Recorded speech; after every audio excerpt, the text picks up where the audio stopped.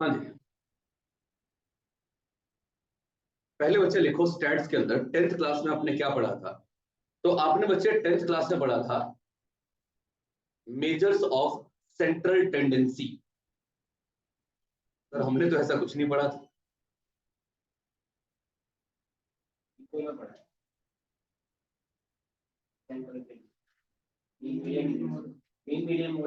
आप याद करो, आपने बच्चे 10th क्लास में बताना मीन निकालना सीखा था या नहीं सीखा था। मीन निकालना, summation F I x I upon में समीशन एफ आई, मीन सीखा था ना। अच्छा, मीन के बाद अगली एक टर्म आपने सीखी थी मीडियन के बारे में। और पता नहीं मोड आपने सीखा था या 10th में या छोड़ दिया था, मुझे पता नहीं है। पर मोड जैसा पार्ट भी एक होता था, एक मीडियन था, एक मीन था, और अगला क्या था, मोड था। अगर आप ध्यान से ऑब्जर्व करो, मेरी बात सुन लो पहले, अगर आप ध्यान से ऑब्जर्व करो तो बच्चे डाटा आपका कुछ ऐसा शुरू होता था, पहले 5, उसके बाद 10, उसके बाद 15, उसके बाद 20, उसके बाद 25, उसके बाद 30, इस तरीके से डाटा आगे कंटिन्यू करता था, जिसको आप एक्सआई करके मतलब एक्सआई बोल देते थे। और साथ में आता था एफ आई, फ्रीक्वेंसी आती थी। यहाँ कहीं 2, यहाँ 3, यहाँ 7, यहाँ 10, यहाँ 5, यहाँ 2, कुछ इस तरीके से डाटा आपको दे रखा होता था। क्लियर यहाँ पर? फिर उसके बाद आपसे कहा जाता था कि भाई ये बता दो कि मीन क्या होगा, मीडियन क्या होगा, और उसके बाद क्या, मोड क्या होगा। आर्यन है, दिलजीत है और रेयान है।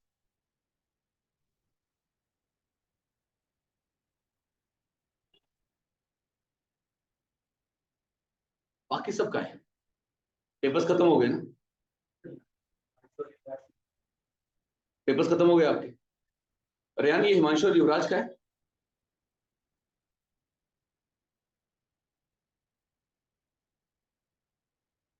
आर्यन,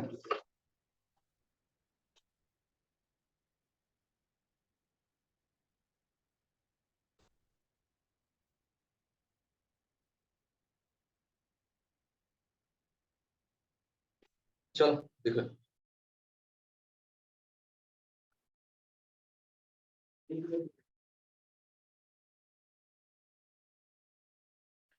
पहले बच्चे मीन की बात करते हैं।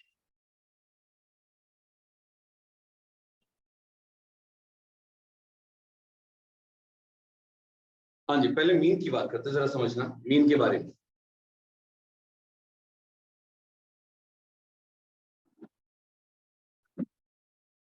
इतनी बात तो हर बच्चे को पता है कि अगर मान लो एक कोई क्लास टेस्ट होता है, मान लेते हैं 30 नंबर का, क्योंकि मैंने 30 तक लास्ट लिखा हुआ है। अगर कोई क्लास टेस्ट है 30 नंबर का, तो सारे के सारे बच्चे टॉपर नहीं हो सकते, यानी सारे के सारे बच्चे 30 नंबर स्कोर करने वाले नहीं होंगे। और सारे के सारे बच्चे फेलियर भी नहीं होंगे, सारे बच्चे 5 नंबर स्कोर करने वाले भी नहीं होंगे। ज्यादातर जो बच्चे होंगे वो फॉल करेंगे बच्चे इस एवरेज क्लास में। 30 में से किसी के 10, किसी के 15, किसी के 20, इस तरीके से नंबर आ रहे होंगे। यानी ज्यादातर बच्चे किस कैटेगरी में फॉल करेंगे, तो बीच वाली क्लास के अंदर फॉल करेंगे, ना तो लोअर में फॉल करेंगे और ना ही अपर में फॉल करेंगे। मेरी बात समझ आ रही है? हाँ बच्चे, मेरी बात समझ आ रही है? जब आप मीन निकालते हो तो आप मुझे बताओ, जब मीन जब आप निकालोगे तो मीन का जो रिजल्ट आएगा, क्या वो 5 से छोटा आ सकता है? नहीं आएगा। क्या वो 30 से बड़ा आ सकता है? बिल्कुल नहीं। वो 5 और 30 भी नहीं होगा। अगर हम मीन की बात करें तो मीन यही कहीं आसपास होगा, 15 से 20 के बीच में या 15 से 22 के बीच में। ऐसे ही कोई रिजल्ट हमारा मीन के बराबर होगा। क्लियर यहाँ पर?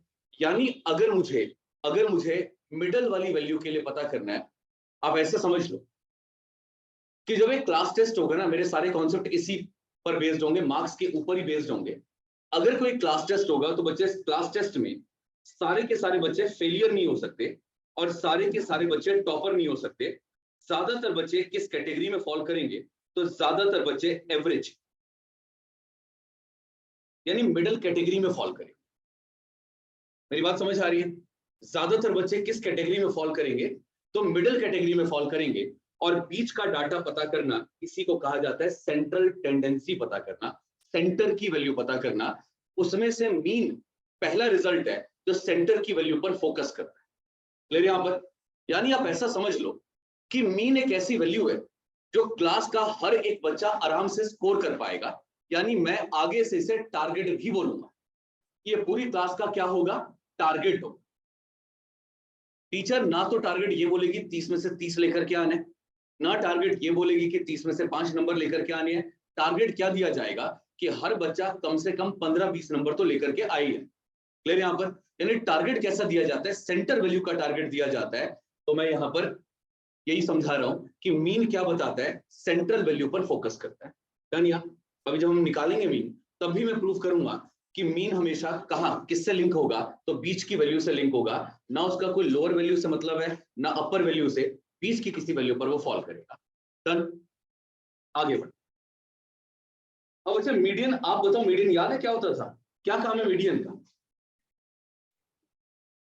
मीडियन का काम था डाटा को दो इक्वल पार्ट में डिवाइड करना, और डाटा को दो इक्वल पार्ट में डिवाइड करना मिडल वाली वैल्यू का काम। यानी अगर मान लो मैं आपको कहता हूं कि बच्चों ने स्कोर किए 5, 10, 10, 15, 15, 20, 25 और 30, और आपसे पूछ रहा हूं कि बताओ इसका मीडियन क्या होगा, तो आप बोलोगे ये वाली जो वैल्यू है कहाँ है, 4, एक वैल्यू और ले लेते हैं। हाँ जी,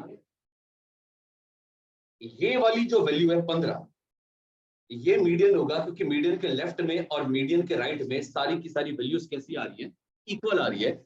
मिडिल वैल्यू को मीडियन कहा जाता है। तो 15 नंबर क्या होंगे यहाँ पर, मीडियन होगा। इसका फोकस भी कहाँ हुआ, लोअर वैल्यू पर, अपर वैल्यू पर, या मिडिल वैल्यू पर? कहाँ फोकस है इसका, मिडिल वैल्यू पर। इसलिए भी इसको क्या कहा जाता है, सेंट्रल टेंडेंसी कहा जाता है। क्या बोलते हैं इसको हम, सेंट्रल टेंडेंसी। और अगर बात करें मोड की, तो मोड याद है क्या था, एक ऐसी वैल्यू जो बार बार रिपीट होती है, जितनी बार ज्यादा आएगा वही इसका मोड होगा। तो आप मुझे बताओ ज्यादा रिपीटेशन नंबर के कहाँ होंगे, बीच में होंगे, सेंटर में होंगे, या फेलियर वाले या टॉपर वाले पर होगा? कहाँ पर होगा, मिडल में ही होगा, सेंटर पर ही होगा। तो इसका मतलब है कि मोड का भी फोकस कहाँ होगा, सेंटर की किसी वैल्यू पर होगा। आई बात समझ? ठीक है, जो अभी आए हैं एक बार जरा सुन लो। मैं बस आपको वजह ये बता रहा था कि 10th क्लास में हमने क्या पढ़ा, तो 10th क्लास में सेंट्रल वैल्यू निकालना सीखा। सेंट्रल वैल्यू ऐसी वैल्यू होती है जो पूरे डाटा को रिप्रेजेंट कर देती है, पूरे डाटा। क्लियर है? एग्जांपल, मान लो मानसी ने स्कोर किया 30 नंबर के टेस्ट में 30 नंबर, ठीक है, और आदित्य ने स्कोर किया 5 नंबर 30 नंबर के टेस्ट। अब एवरेज का मतलब क्या है बच्चे, कि एवरेज में आदित्य के भी मार्क्स आपको वापस लेने हैं और मानसी के मार्क्स भी आपको वापस लेने हैं। तो 5 नंबर आदित्य के आपने वापस लिए, और 30 नंबर हमने किसके वापस ले लिए, मानसी। 5 और 30 का जब आप दो लोगों में बराबरी से बंटवारा करोगे, तो 35 का बंटवारा जब दोनों में होगा, तो इसका मतलब है अब दोनों के पास कितना कितना डाटा जाएगा, 17.5। कितना जाएगा, यानी असली में स्कोर आदित्य ने 5 नंबर किए हैं और मानसी ने 30 नंबर किए हैं। पर जब एवरेज की बात होगी, यानी कि इनके मार्क्स लेकर के वापस इनको इक्वली डिवाइड करके दिया जाएगा, तो मानसी के हो गए 17.5 नंबर और आदित्य के कितने हो गए, 17.5 नंबर। 5 और 30 का जो एवरेज आया, जो मीन आया, वो 5 से छोटा भी नहीं आया, 30 से बड़ा भी नहीं आया। कहां फॉल कर रहा है, बीच में कहीं फॉल कर रहा है, 17.5 नंबर बता रहे। क्लियर यहां पर? ये आपने स्टैट्स में पढ़ना है, अपने इको में पढ़ना है स्टैट्स में, कि इसके फायदे क्या होते हैं, नुकसान क्या होते हैं। तो फायदे ये होते हैं कि जो बेचारा कम स्कोर करता है वो ज्यादा ले जाता है एवरेज में, और जो ज्यादा स्कोर करता है उसको कम मिलता है। ठीक है ना? तो एवरेज में घाटा भी है। फिलहाल ये मुद्दा नहीं है, क्योंकि ये सब आप स्टैट्स के अंदर पढ़ोगे। मुद्दा ये है कि निकाला कैसे जाता है, इसकी कैलकुलेशन कैसे की जाती है। तो सिंपल है, आपको क्या करना है, लोगों से उनके मार्क्स वापस लेने हैं, और जितने भी लोग हैं उनमें डिवाइड कर देना है बराबरी से। अगर 3 लोग होंगे तो तीनों के मार्क्स लेकर के तीनों में बराबरी से डिवाइड कर देंगे, तो इसे क्या बोलेंगे, एवरेज बोलेंगे। और ये एवरेज हमेशा बीच में फोकस करेगा, सेंट्रल वैल्यू पर फोकस करेगा, इसलिए इसको क्या कहते हैं, सेंट्रल टेंडेंसी कहते हैं। क्या बोलते हैं इसको, सेंट्रल टेंडेंसी। क्लियर? यहां सेम ऐसी मीडियन की बात करें तो मीडियन का काम ही होता है सीधा डाटा की मिडल वैल्यू को देखना। ना वो लेफ्ट देखेगा ना राइट देखेगा, उसका फोकस ही कहां होगा, मिडल वैल्यू को चेक करना। यही अलग अलग फॉर्मूले में डिवाइड हो जाता है। और मोड का मतलब होता है कहां बच्चे ज्यादा रिपीट हुए हैं, किसकी फ्रीक्वेंसी ज्यादा आ रही है। क्लियर यहां पर? और फ्रीक्वेंसी ज्यादा कहां आएगी, ना तो फेलियर बच्चे ज्यादा होंगे ना टॉपर बच्चे ज्यादा होंगे, फ्रीक्वेंसी किसकी ज्यादा होगी, तो एवरेज वालों की फ्रीक्वेंसी ज्यादा होगी। किसकी फ्रीक्वेंसी ज्यादा होगी? एवरेज की फ्रीक्वेंसी ज्यादा होगी। डन। तो बच्चे एक बात बताओ, सेंट्रल टेंडेंसी बोलना कुछ गलत तो नहीं है ना? क्योंकि फोकस इन तीनों वैल्यूज का कहां पर है? मिडिल वैल्यू पर। ये कौन सी क्लास में था? हाँ बच्चे, ये कौन सी क्लास में था?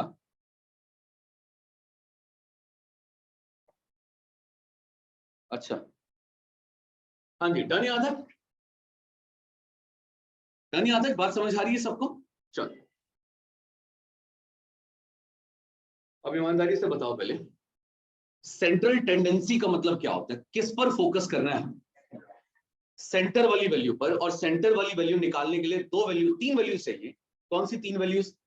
या तो मीन निकाल लो तो सेंटर वाली वैल्यू आ जाएगी, या मीडियन निकाल लो तब भी सेंट्रल वैल्यू आ जाएगी, और तीसरा मोड निकाल लो तब भी कौन सी वैल्यू आ जाएगी?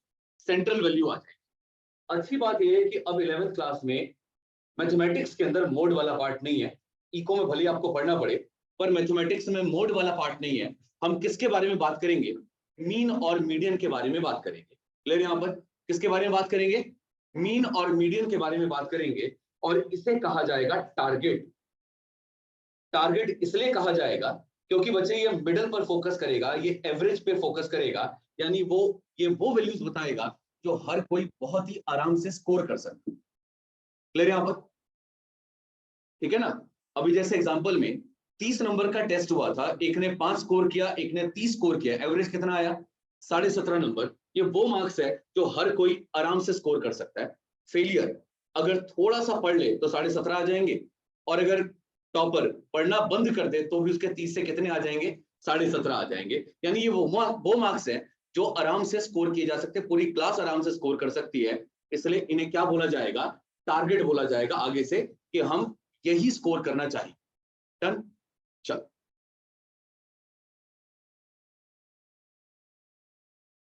पक्का क्लियर है टारगेट क्या होता है?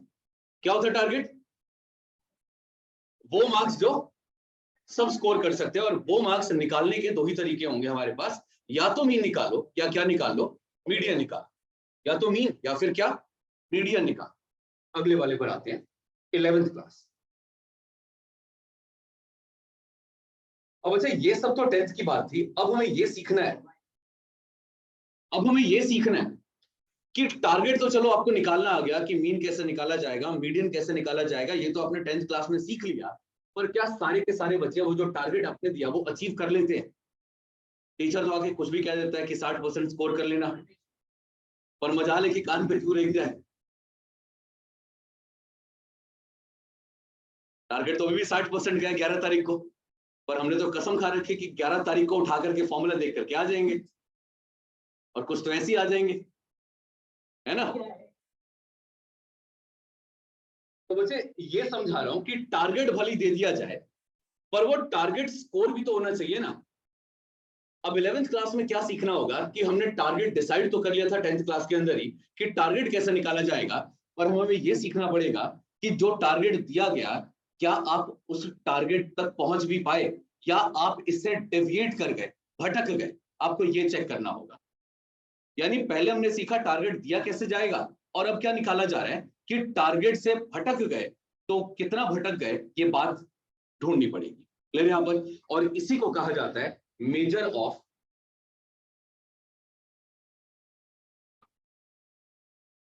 डेविएशन या डिस्पर्जन। चलो फिलहाल डेविएशन समझ लो, इसे क्या बोला जाएगा?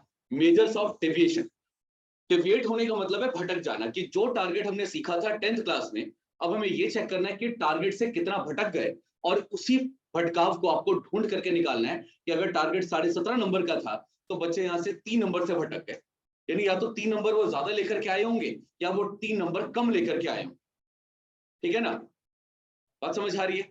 तो अब हमें क्या ढूंढना है? अब हमें सिर्फ इतना ढूंढना है कि डेविएशन को किस तरीके से ढूंढा जाएगा, कितना भटक गए, इस बात को कैसे निकाला जाएगा, ये हमें पता करना है। स्टार्ट करें? चलो देखो, अब अच्छा, जैसे मेजर करने के दो तरीके थे पिछली बार, यहां पर भी दो तरीके। पहला, एक को कहा जाता है मीन डेविएशन। क्या बोलते हैं इसको? Mean deviation. अच्छा, कितने लोग साइंस स्टूडेंट हैं यहाँ पर? 1 2 3 4 5 5। ठीक है। नहीं है साइंस? हाँ जी। और बच्चे दूसरा होता है स्टैंडर्ड डेविएशन।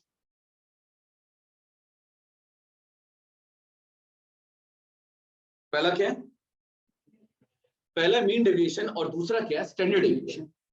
तो साइंस वाले तो भी बच्चे बिल्कुल फ्री है, क्योंकि साइंस वालों ने तो पढ़ा नहीं है। अब कॉमर्स वालों की अभी बात है। चलो सुनो, बताओ।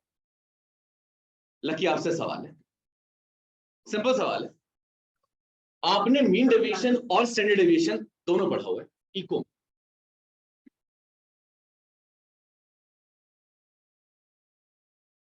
झूठ बोल दो।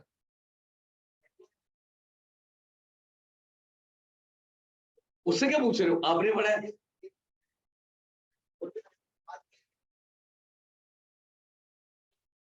सही में नहीं पढ़ा भाई? आप तो नहीं पढ़ा होगा, तो सवाल पूछ रहे हो तो कहां से पढ़ा होगा? स्टैट्स खत्म नहीं हुआ स्कूल के अंदर अभी?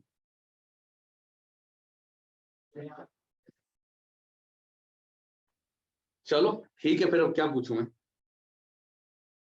हाँ जी सुनो, बच्चे दो तरीके मीन डेविएशन निकालने के। पहले पहले क्या बना था? तो पहले शांत हो जाओ, शांत हो जाओ, पहले सुन लो।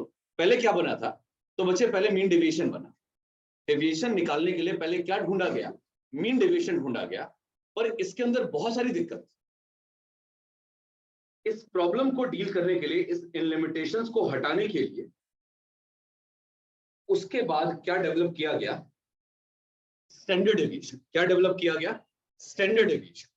तो हमें दोनों के बारे में पढ़ना है कि मीन डेविएशन में क्या होगा। ये सिंपल है, पर अगर ये सिंपल है तो इसके अंदर कुछ कमियां भी हैं। और इन्हीं कमियों को दूर करने के लिए हमने क्या बना दिया? स्टैंडर्ड डेविएशन बना दिया। क्या बनाया हमने? स्टैंडर्ड डेविएशन बना दिया। तो आपको बच्चे दो बातें समझनी है कि अगर आप अपने टारगेट से भटक रहे हो, तो टारगेट से भटकने पर कितना भटक गए ये निकालने के लिए दो चीजें ढूंढनी पड़ेगी। पहला क्या निकालना पड़ेगा? Mean deviation. और उसके बाद हमें क्या निकालना पड़ेगा? स्टैंडर्ड डेविएशन निकालना पड़ेगा। क्लियर है यहाँ पर?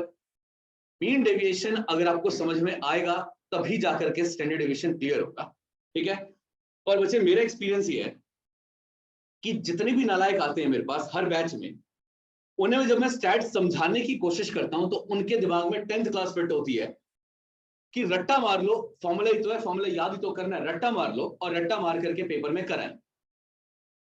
तो वो समझने का ट्राई नहीं करते हैं कि इसका मतलब क्या है। क्योंकि अगर आपको एक कॉन्सेप्ट समझ में आ गया, इसका मतलब समझ में आ गया, तो जितने फॉर्मूले बने वो सारे फॉर्मूले भी आपको याद हो जाते हैं। पर दिक्कत ये है कि आप इसे रट्टा मारने की कोशिश करते हो तो कहीं आपका ए गायब हो जाता है, कहीं पर आपका एच गायब हो जाता है फॉर्मूले में। अगर आप इसे समझने की कोशिश करोगे तो बच्चे आपको अच्छे से याद होगा, मतलब समझ में आएगा तो कॉन्सेप्ट दिमाग में बैठ जाएगा, तो याद भी हो जाएगा। पर अगर आपने रट्टा मारने का ट्राई किया तो आप स्टैंडर्ड और मीन में ही कंफ्यूज घूमते रहोगे कि पता नहीं किस वाले में क्या करूं। तो मैं दोबारा इस वाले बैच में भी समझाने का पूरा ट्राई करूंगा, पर हालात बदलते नहीं बदलते वो आप ही के ऊपर डिपेंड करेगा। चलो करें शुरू। हाँ जी। अब सबसे पहले मैं क्या करने वाला हूं, तो सबसे पहले आपको 10th क्लास आपके रिवाइज कराने वाला हूं कि आप मीन और मीडियन किस तरीके से निकालो। पहले हम जो सीखेंगे वो होगा, पहला पार्ट मीन निकालना, और उसके बाद दूसरा पार्ट होगा मीडियन निकालना। और जब आपको मीन और मीडियन दोनों बातें समझ में आ जाएंगी तो इसी से हम यूज करेंगे, इसी को हम यूज करेंगे क्या निकालने के लिए? तो मीन डेविएशन निकालने के लिए। क्या निकालने के लिए? मीन डेविएशन निकालने के लिए।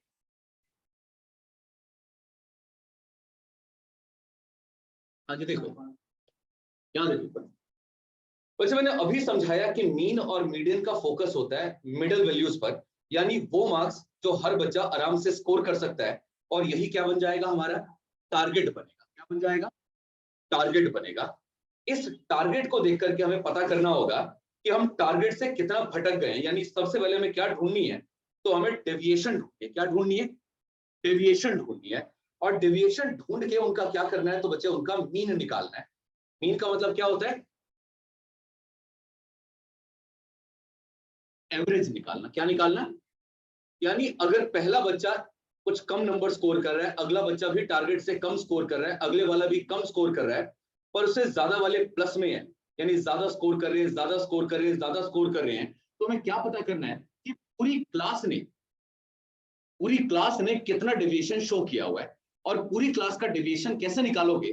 अभी हमने मीन निकालना सीखा था, कैसे निकालेंगे, हम सबसे उनके मार्क्स लेंगे और इन्हें ऐड कर देंगे, फिर गिनेंगे टोटल कितने बच्चे हैं। अगर मान लो टोटल 10 बच्चे हैं तो यही मार्क्स हम सारे के सारे 10 बच्चों में डिवाइड कर देंगे और इसी को क्या बोला जाएगा, तो इसी को कहेंगे मीन डेविएशन। क्या बोलेंगे, मीन और मीडियन दोनों का काम है क्या पता करना, तो मीन और मीडियन दोनों का काम है टारगेट पता करना। क्या पता करना, जब टारगेट समझ में आएगा तो अपने आप पता चल जाएगा कि बच्चों ने वो टारगेट स्कोर किया कि नहीं किया। अगर किया होगा तो डेविएशन 0 होगा, अगर किया होगा स्कोर कर लिया होगा उतना तो डेविएशन कितना होगा, 0 होगा। ज्यादा किया होगा तो डेविएशन प्लस में आएगा और अगर कम स्कोर किया होगा तो डेविएशन माइनस में आएगा।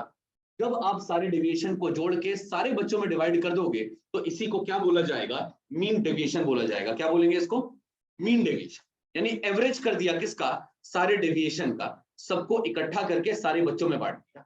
डन या? तो आगे से जो फालतू सवाल आता है बच्चों का, मीन से निकालेंगे तो मीन डेविएशन, मीडियन से निकालेंगे तो क्या मीडियन डेविएशन बोलेंगे, ये सवाल नहीं पूछना आप।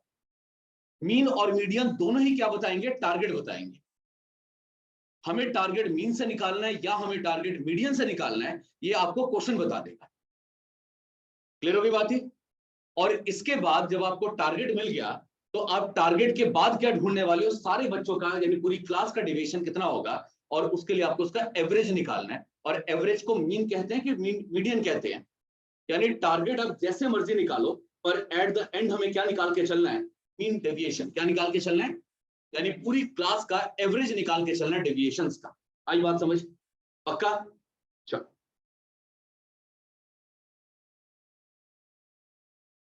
एक काम कर रहा हूं, क्वेश्चन नंबर 1 एक बार बताना कि क्वेश्चन नंबर 1 क्या है। नंबर्स होंगे ना अलग अलग, बोलना। इससे अच्छा कुछ नंबर नहीं है। अगले वाला क्या है, पहले वाले ठीक है, बोलो।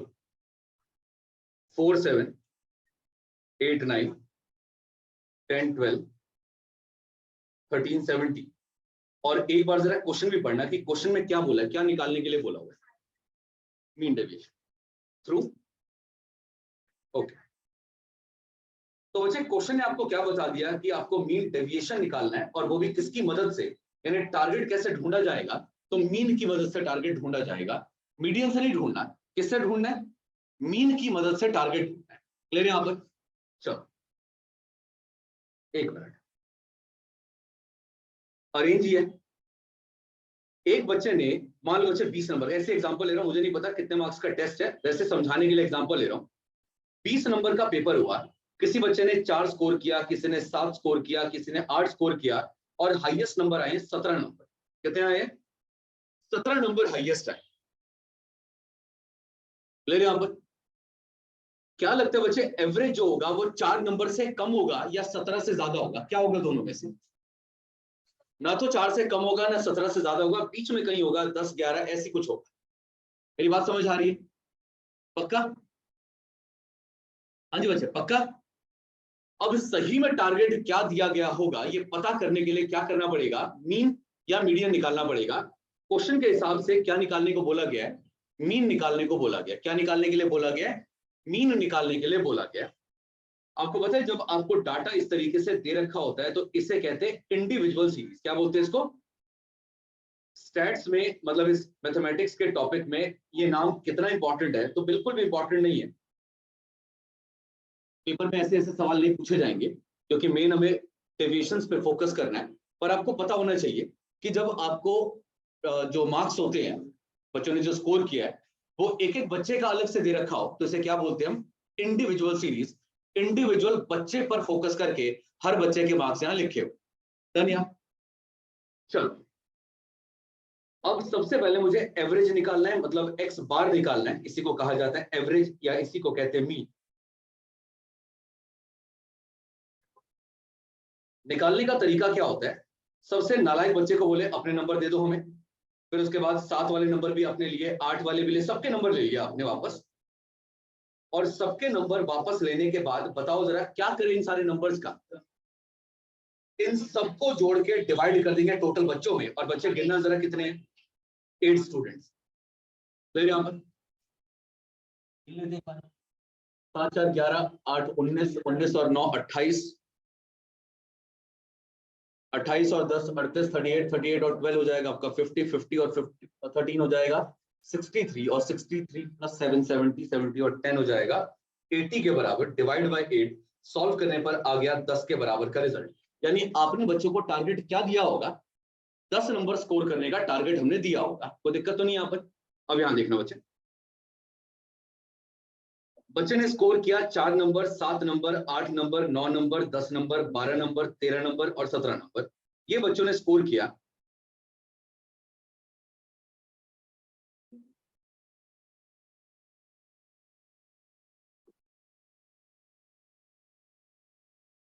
ये बच्चों ने स्कोर किया, ये रियल मार्क्स है। अब मैं यहां पर क्या निकाल रहा हूं, तो अब मैं यहां ढूंढ रहा हूं डेविएशन को। किसको ढूंढ रहे हैं? ये आई का मतलब पता है क्या होता है?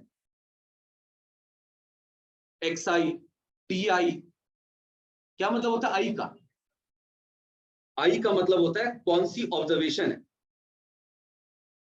अगर एक्स आई लिख रहे हो, सॉरी, अगर एक्स आई लिख रहे हो तो इसका मतलब है पहले बच्चे के मार्क्स है 4 के बराबर, अगले बच्चे के मार्क्स है 7 के बराबर, इसके बाद 8 के बराबर। तो आई की वैल्यू बार बार बदल जाएगी और आई कहां से शुरू होगा? तो 1 से स्टार्ट होगा और कहां तक जाएगा? 8 बच्चे तो 8 तक जाएगा। सेम ऐसे डीआई निकाल रहे हैं, डीआई का मतलब होगा हर बच्चे का डेविएशन निकाल रहे हैं, T1 T2 T3 और उसी को जनरल फॉर्म में क्या लिख दिया? TI लिख दिया। अब जरा बताओ, पहले बच्चे के मार्क्स जो हैं, टारगेट तो 10 नंबर का है, तो पहले बच्चे ने टारगेट से कम स्कोर किया कि टारगेट से ज्यादा स्कोर किया? कम स्कोर किया। कम स्कोर किया कितना? 6 नंबर। कैसे निकालोगे? 10 क्या लिखेंगे? एक्स आई माइनस एक्स बार, यानी 4 में से टारगेट यानी 10 को माइनस करना पड़ेगा और 10 माइनस करोगे तो कितना आ जाएगा? -6 आ जाएगा। कितना आ गया? -6। आई बात समझ? 7 नंबर उसने स्कोर किए जबकि टारगेट दिया गया था 10 नंबर का। बताओ कितना पीछे चल रहा है? -3 नंबर पीछे चल रहा है। अगले वाले की बात करें तो अगले वाला -2 नंबर पीछे चल रहा है। उसके बाद वाला -1। जिसने 10 नंबर स्कोर किए, क्या वो टारगेट से पीछे चल रहा है? वो पूरा टारगेट पर है 10 नंबर। अगले वाला 2 नंबर आगे चल रहा है, उसके बाद वाला 3 नंबर आगे चल रहा है और लास्ट वाला 7 नंबर आगे चल रहा है। लेकिन यहाँ पर ये बात समझ आ रही है? हाँ जी। रुक जाओ रुक जाओ रुक जाओ, जल्दबाजी मत करो, रुक जाओ रुक जाओ। हाँ जी सुनो, यहाँ लकी करने दो उसे। आप जरा यहाँ देखो, क्योंकि इसके अंदर कुछ कमी है, कुछ गलत है, इसी को ठीक करना है। जब जबरदस्ती गलत कैलकुलेशन निकालने बैठ जाओगे तो आंसर तो वैसे भी नहीं आएगा। हाँ जी सुनो, पहले बात समझ आई, ये डेविएशन है। पर इस मेथड में बहुत बड़ी दिक्कत है। दिक्कत क्या है कि ऊपर आ रहे माइनस वाले सारे के सारे रिजल्ट और नीचे आ रहे प्लस वाले सारे के सारे रिजल्ट। कभी ऐसा भी तो हो सकता है ना कि जितना माइनस का टोटल ऊपर आ रहा है और जितना प्लस का टोटल नीचे आ रहा है वो दोनों सेम आ जाए। यानी इनको जोड़ा तो इनको जोड़ के -18 आ गया और मान लो कि इनको जोड़ के आ गया +18। क्लियर यहाँ पर? और जब मैं इन्हें ऐड करने जाऊंगा, क्योंकि हमें क्या करना था, सारे डेविएशन को जोड़ के हर बच्चे में डिवाइड करना था। जब मैं इन डेविएशन को जोड़ने जाऊंगा तो -18 और +18 क्या कर दे? एक दूसरे को कैंसिल ही कर दे। हो सकता है ना ऐसा? और जब कैंसिल कर देगा तो डेविएशन कितना आ जाएगा? 0 आएगा। इसका मतलब होगा कि क्लास में एक भी बच्चा डेविएट कर ही नहीं रहा, हर बच्चा अपने टारगेट के बराबर ही स्कोर कर रहा है। पर रियलिटी कैसी है? तो अब इसको ठीक कैसे करना पड़ेगा, इस गलती को कैसे ठीक करना पड़ेगा जिससे माइनस वाली प्रॉब्लम खत्म हो जाए? इसके लिए इन लोगों ने क्या किया, जो डेवलप कर रहे थे इसे, उन लोगों ने क्या किया, यहां लगा दिया मॉडुलस। कहते हैं कि हमें माइनस से मतलब ही नहीं है, हमें खाली डेविएशन से मतलब है ना, कि भटकाव कितना है, कितना कोई भटक रहा है। तो आप यहाँ मॉडुलस लगा दो, माइनस की दिक्कत ही खत्म हो जाएगी हमेशा के लिए। क्लियर? यहाँ पर यही इसकी शॉर्टकमिंग है, यही सबसे बड़ी कमी होगी इस मेथड की। और इसी कमी को दूर करने के लिए अगला मेथड बनेगा जिसको क्या बोला जा रहा है? Standard deviation. क्लियर? यहाँ पर क्यों कमी होगी सोचो जरा। गवर्नमेंट ऑफ इंडिया मान लो बच्चे सर्वे करा रही है सारी इंडस्ट्रीज का, और पता करना चाहते हैं कि इंडस्ट्री के अंदर कौन सी ऐसे मतलब कौन से ऐसे बिजनेस है जो बहुत ही ज्यादा प्रॉफिटेबल है और कौन से ऐसे सेक्टर्स हैं जो बहुत ही ज्यादा वीक है, इन पर ध्यान देने की नौबत आएगी। और हम फॉलो करें मीन डेविएशन। क्या फॉलो करें? तो बच्चे गवर्नमेंट ऑफ इंडिया तक ये रिपोर्ट कभी पहुंच ही नहीं पाएगी, क्योंकि सारा का सारा डाटा कैसा होगा, मॉडल्स की वजह से प्लस की फॉर्म में होगा। उन्हें कभी पता नहीं चलेगा कि इसके ऊपर ध्यान देना है कि ये प्रॉफिटेबल है। आ रही बात समझ? आ रही बात समझ? इसी कमी को दूर करने के लिए क्या डेवलप करना पड़ा? इसी कमी को दूर करने के लिए स्टैंडर्ड डेविएशन को डेवलप करना पड़ा। स्टैंडर्ड डेविएशन वाला तरीका आपको बता देगा कि ये वो सारे सेक्टर्स हैं जहां पर हमें क्या करना पड़ेगा, ध्यान देना पड़ेगा, और ये वो सेक्टर्स है जो ऑलरेडी प्रॉफिटेबल है, इन पर ध्यान नहीं भी देंगे तो अपने आप को ये आराम से मैनेज कर लेंगे। क्लियर यहाँ पर? तो इसी कमी को दूर करने के लिए क्या बना? Standard deviation. पहले कमी तो समझ लो, कमी क्या है कि डाटा कैंसिल ना हो जाए, इसको हटाने के लिए, मतलब इस कैंसिलेशन को हटाने के लिए क्या ऐड कर दिया गया? मॉडुलस। और इसी मॉडुलस से पूरा कैलकुलेशन सॉल्व किया गया, कैलकुलेशन किया गया। डन? बात समझ आ रही है? अब बच्चे अब ये बताओ, अगर मैं सारे बच्चों के डेविएशंस यहां देख रहा हूं कि किसी ने 6 नंबर कम स्कोर किया, सॉरी 6 नंबर दूर है, कोई 3 नंबर दूर है, कोई 2 नंबर दूर है, और मुझे निकालना है एवरेज डेविएशन कि सारे बच्चे कितना अपने टारगेट से भटक गए, सारे बच्चे, तो इन्हें क्या कर देना चाहिए? पहले प्लस कर देना चाहिए। कर दो इसे प्लस 24। मतलब मैंने सारे बच्चों के डेविएशन उनसे ले लिए और ऐड कर दिया, तो पता लगा कि सारे बच्चे मिलाकर के 24 नंबर अपने टारगेट से भटक गए हैं। और ऐसे टोटल कितने बच्चे हैं? 8 बच्चे। इसका मतलब हर बच्चा अपने मार्क्स से कितना भटक गया? 3 नंबर। या तो बच्चों ने 3 नंबर ज्यादा स्कोर किया होगा, या बच्चों ने 3 नंबर एवरेज बेसिस पे कम स्कोर किया होगा। दोनों में से कोई एक ही काम यहां पर हुआ होगा। या तो बच्चों ने ज्यादा स्कोर किया होगा, या बच्चों ने क्या किया होगा? कम स्कोर किया होगा। इसी को कहा जाता है मीन डेविएशन। क्या बोलते हैं इसको? Mean deviation. बात समझ आई? एक बार दोबारा समझ लेते हैं। पहले बच्चे हमने क्या बोला कि हमारे पास जो डाटा है उसका एक टारगेट निकालना पड़ेगा। टारगेट दो चीजों से निकलेगा। कैसे कैसे निकलेगा? या तो मीन निकाल लो, या क्या निकाल लो उसका। अब बताओ इंडिविजुअल सीरीज का मीन कैसे निकाला जाता है? अगर डाटा दे रखा है, हर बच्चे के मार्क्स दे रखे हैं, तो इसका मीन कैसे निकालोगे आप? सबको जोड़ के डिवाइड बाय क्या कर दो? Number of students. आपके पास आपका टारगेट आ जाएगा। अब बताओ डेविएशन कैसे निकालेंगे कि हर बच्चा कितना भटक गया, ये बात पता कैसे करेंगे? जो भी इनके रियल मार्क्स आ रहे होंगे, जिसको हम एक्सआई कहते हैं, बताओ जरा क्या करूं रियल मार्क्स में से? टारगेट को यानी कि मीन को कर देना माइनस, मीन को कर देना माइनस। और जब आप मीन को माइनस कर दोगे तो आपके पास क्या निकल के आ जाएगा? डेविएशन निकल के आ जाएगा।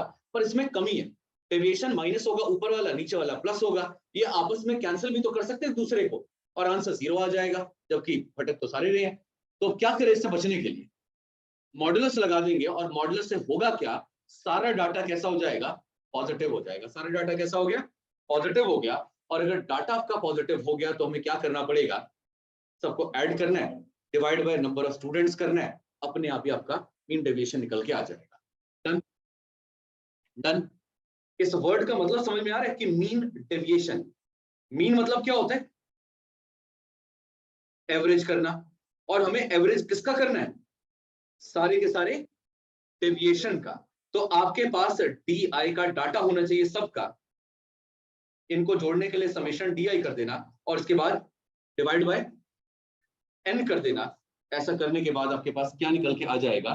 मीन डेविएशन निकल के आ जाएगा। क्लियर होगी बात? पक्का? पक्का? हाँ जी। क्या दिक्कत है बताओ? आप बताओ। टारगेट आ गया, ठीक है ना? पर ये बच्चा है 4 नंबर स्कोर के बैठा, मतलब 4 नंबर स्कोर करके बैठा हुआ है। टारगेट कितने का है? 10 का। क्या इसने टारगेट अचीव किया अपना? आगे है पीछे?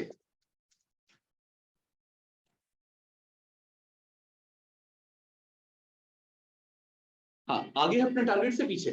पीछे। तो यहां पर हमने लिख दिया -6। अगले बच्चे ने सच में 7 नंबर स्कोर किए, टारगेट है 10 का, आगे पीछे है टारगेट से। और ये जो निकाल रहा हूं ना, 6 नंबर, 3 नंबर, 2 नंबर, 1 नंबर, ये सब डेविएशन है कि हमने टारगेट 10 का दिया था, पर हर बच्चा टारगेट से भटक कितना रहा है वो हमने यहाँ पर ढूंढ लिया। आई बात समझिए? अब मुझे निकालना क्या है? मुझे निकालना है मीन डेविएशन। क्या निकालना है? यानी डेविएशंस का जो भटकाव हमने निकाला है, इसका मुझे क्या करना है? तो एवरेज करना है।